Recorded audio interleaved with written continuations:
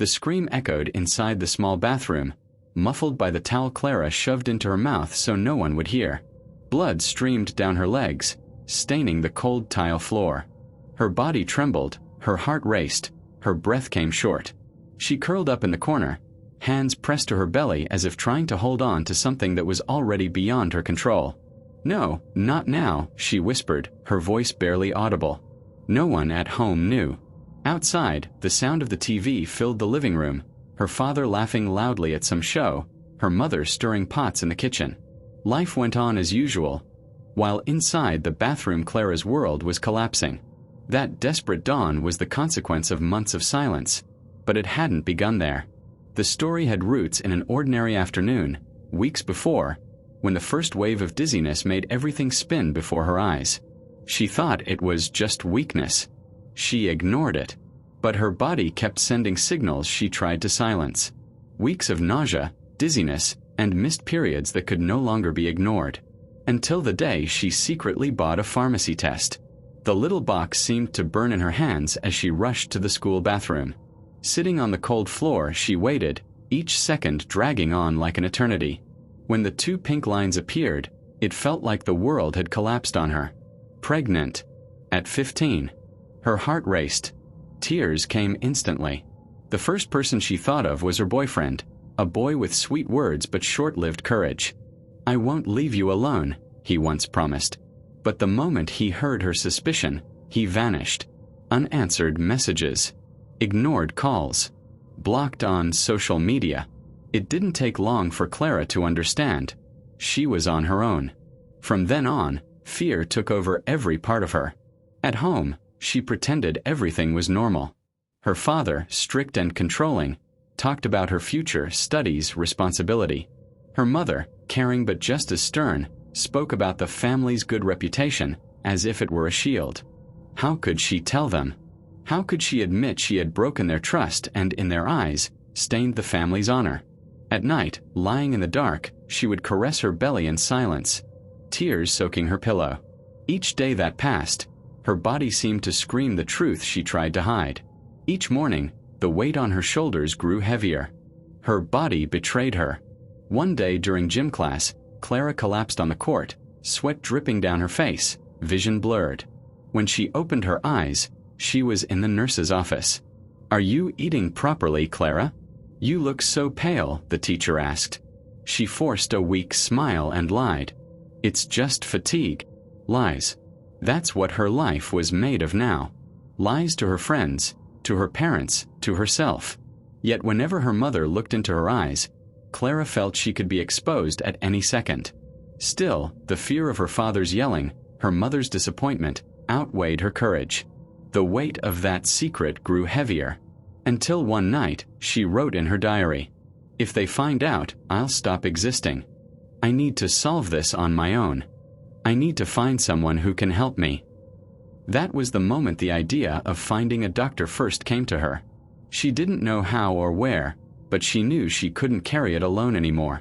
What Clara couldn't imagine was that this decision would change not only her life, but also everyone's around her. Rain fell lightly that afternoon when Clara decided she couldn't delay any longer.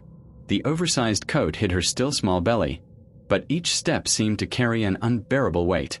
She trembled not just from the cold, but from the fear of what she was about to do. In her backpack, she carried an address scribbled on a crumpled piece of paper.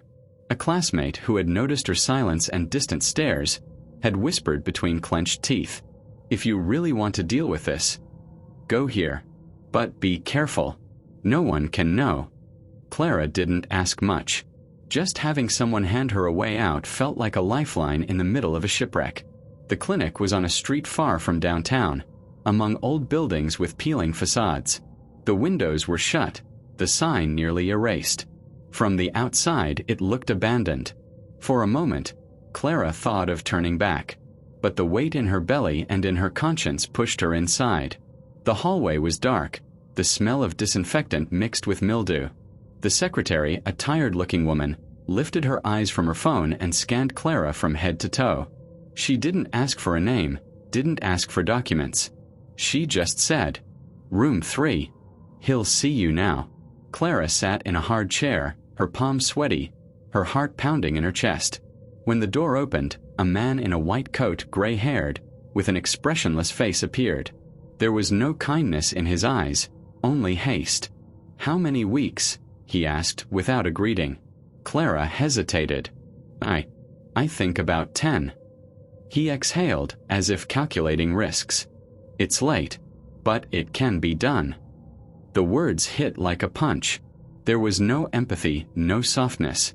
Just a cold, direct, almost cruel diagnosis. Clara wanted to cry, wanted to run. But she stayed. Because the alternative was facing her parents, the world, and maybe losing herself. The doctor explained little, as if used to girls like her not asking questions. He only gave quick instructions. "Lie down. It'll hurt a little. The stiller you are, the faster it ends." In that moment, Clara realized there was no turning back. The sound of instruments being prepared echoed through the room, metallic, threatening. Her whole body trembled, and she bit her lip until she tasted blood. When the first cold touch reached her, Clara shut her eyes. She didn't want to be there. She didn't want to be that girl. But she was. And as the procedure began, something inside her shattered. Not only the life she carried, but her innocence, her trust in the world, maybe even her faith in herself. Outside, the rain kept falling, washing the silent streets. But nothing could wash away what Clara would feel from that moment on. The night felt endless. Clara came home trembling, her body hollow, each step like an open wound. Her rain-soaked coat hid not only the cold but also the pain throbbing in her belly. She slipped inside without making a sound. The house slept. Her parents in their room, the television off, the silence of routine intact. But inside her, chaos roared. She climbed the stairs carefully, every step weighing a ton, until she collapsed on her bed, teeth clenched to keep from crying out. The first hours were torture. Violent cramps doubled her over, cold sweat dripping down her forehead. The bedsheets were soon stained. Clara tried to clean them in haste, desperate to hide the evidence of a decision that could never be revealed. At 3 a.m, she stumbled to the bathroom, her legs barely holding her. She sat on the floor, leaning against the toilet, hugging her stomach. Her vision blurred, her mouth filled with the metallic taste of blood. "Hold on. Just a little longer. It'll pass," she whispered as if she could convince herself. But it didn't pass. Each minute brought a new wave of pain, a reminder of the weight of what she had done. The next morning, Clara dragged herself out of bed, pale, with dark circles under her eyes. She barely recognized her reflection in the mirror. She splashed water on her face, put on her school uniform, and went down to the kitchen as if it were just another day. Her mother, busy with breakfast, glanced at her. "Are you eating well? You're getting too thin." Clara forced a smile. "It's just studying, Mom. I'm tired." Lies. Always lies. They no longer tasted bitter. They were routine. At school, the hallways seemed longer, the voices of her classmates more distant. Clara walked like a ghost. When she sat at her desk, a stabbing pain shot through her so strong she nearly screamed. She clenched her fists, held back the tears, and forced herself to breathe. She had to endure. But her body betrayed her. In the middle of class, she felt something warm run down her legs. She glanced down discreetly. Her uniform was stained red. Her heart raced. "Not now. Please, not now," she begged silently. She jumped up, asked to leave, and ran to the bathroom. Locking herself in a stall, she sat on the toilet, blood flowing uncontrollably. She tied her jacket around her waist in a desperate attempt to hide the inevitable. Tears streamed down her face, mixing with sweat that plastered her hair to her forehead. Clara knew this wasn't normal. Something had gone wrong. The following days only worsened. High fever, unbearable pain, sleepless nights. Still, she pretended. She put on makeup to cover her pallor, forced mechanical smiles to avoid questions. Every moment, the feeling of being watched grew stronger. Her father studied her in silence, suspicious. Her mother often stared at her with narrowed eyes, as if seeing beyond her words. Clara shrank, avoided eye contact, prayed no one would discover the truth. But her body kept betraying her secret. One night she woke up drenched, the mattress red beneath her. The blood wouldn't stop. She staggered to the bathroom, barely able to stand. In the mirror, she saw a face she didn't recognize. Pale, sweaty, hollow-eyed, her mouth gasping for air. "I'm going to die," she thought as the room spun. And she collapsed. The heavy thud of her body echoed through the sleeping house. Minutes later, hurried footsteps filled the hallway. The door burst open, and there was her mother, frozen at the sight. Her daughter on the floor, the bathroom drenched in blood. The scream Clara had been holding back for months finally came.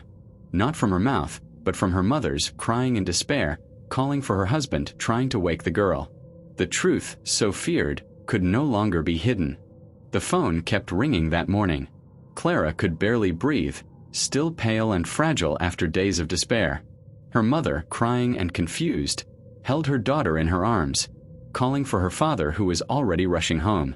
The house that once seemed safe had now become the stage for uncontrollable chaos. At the hospital, Clara was quickly attended to. Doctors came and went, checking vital signs, administering IVs, and she felt invisible, as if her body were just another piece of furniture in the scene. Every glance, every touch reminded her of her fragility and the risk she had taken. When they finally left her alone in a room, trembling with fear and pain, the door opened again. A man who was not a doctor stepped in, a detective, impeccably uniformed, serious expression. Clara swallowed hard. "Clara Oliveira?" he asked. She only nodded, unable to speak. The detective sat in the chair beside her bed. "We have information about your situation, and we need you to be honest." Her world froze. She immediately imagined her parents being reprimanded, the school, the police. Old terror washed over her. But, for some reason, the courage she had saved for facing the doctor now seemed to emerge. I don't know what you mean," she whispered, voice weak. The detective sighed. "We're not here to punish you. We want to protect you. But there's something you need to know about who was really behind this." Clara blinked, confused. Who behind this? He pulled a thick file from under his arm and opened it before her. Photos, papers, falsified medical records. The detective explained calmly that the doctor who treated her was not licensed and had been performing illegal procedures for years. Many girls like her had been victims, and some had died without anyone knowing. Relief mixed with terror washed over Clara. She was not alone. But at the same time, the gravity of what had happened pressed down on her mind. "So that's why he said it was late, and that it could be done like that?" she asked, voice trembling. "Exactly. He preyed on vulnerable girls. But now we can stop him."